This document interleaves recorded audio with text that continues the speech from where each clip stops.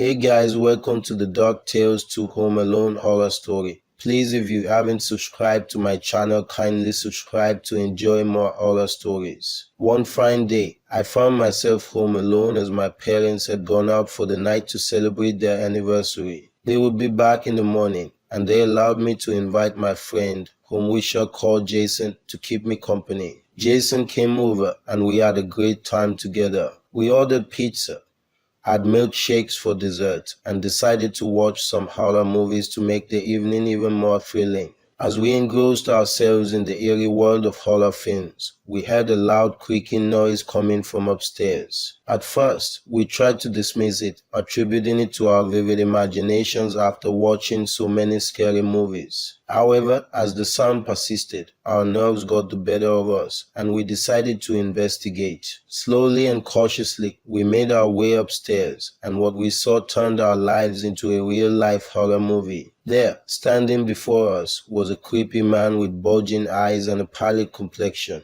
His bloodshot eyes seemed to pierce into our souls, freezing us in fear. The man appeared to be in his late 50 seconds and was peering out of a crack, seemingly oblivious to our presence. My friend, Jason, quickly grabbed his phone and called the police, hoping for a swift response to our distress call. We feared that the man might react violently, but he remained eerily still. Our hearts pounded in our chests, drowning out the silence of the moment. Yet, the police didn't arrive as quickly as we had hoped. With astonishing agility, the menacing man jumped out of the window, escaping without injury, and fled with remarkable speed. However, fate had a different plan for him, as he ran straight into the arms of a vigilant policeman. The man was apprehended, finally taken away, and assuredly we would never see him again. Nonetheless, despite the relief, the trauma of that day would forever be etched in my memory, haunting my nightmares with the grotesque image of his face. Let's get into the second story. It all began with a simple cup of water. Every morning, as part of my routine,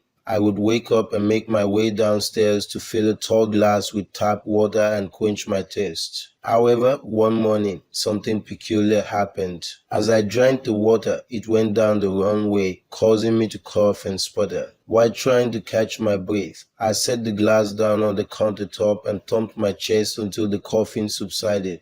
But when I turned back to the countertop, the cup of water had disappeared. A sense of unease washed over me, and my eyes darted around the kitchen, searching for any clues. There seemed to be a subtle shift in the air, as if something was moving through the room with incredible speed. As I took a step back, my heel bumped into another glass of water. Startled, I turned around to find yet another glass of water behind me, as if it had materialized out of thin air. Bewildered, I picked up the glass, examining it as if it was some strange alien artifact. I couldn't wrap my head around what had just happened. I decided to call my sister to tell her about the strange occurrence, hoping she might offer a reasonable explanation. She dismissed it with laughter, suggesting there must be a logical reason for what had transpired.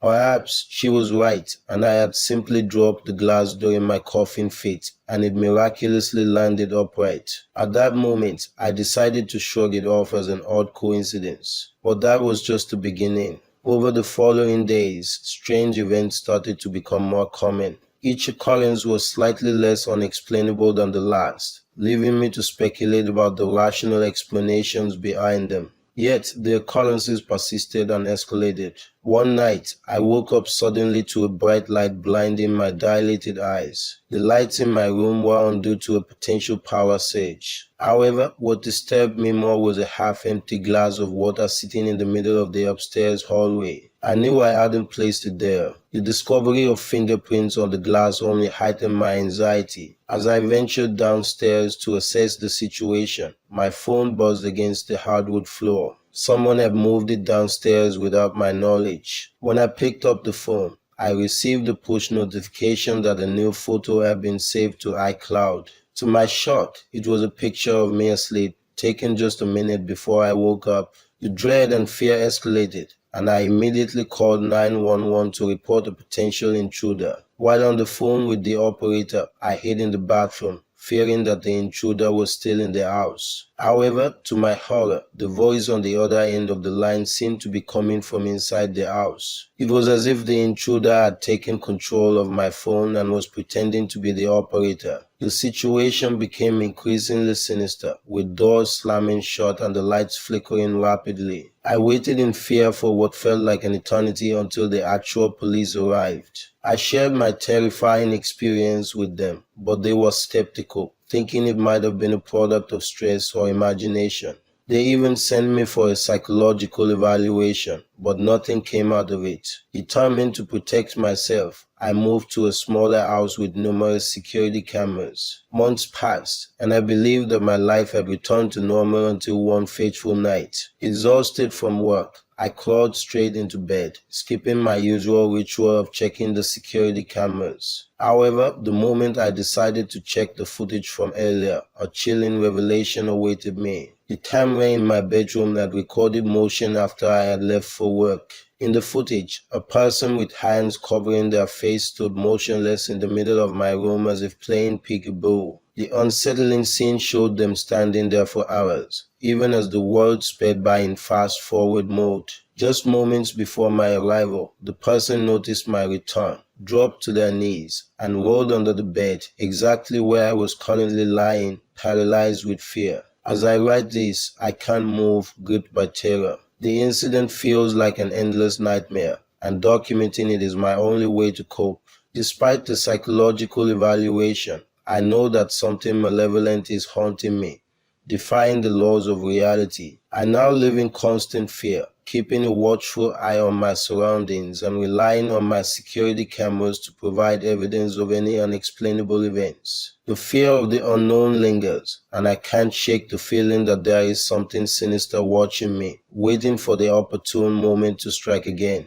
My life has become a constant battle between sanity and the inexplicable, and I can only hope that I will find a way to protect myself from whatever malevolent force is tormenting me.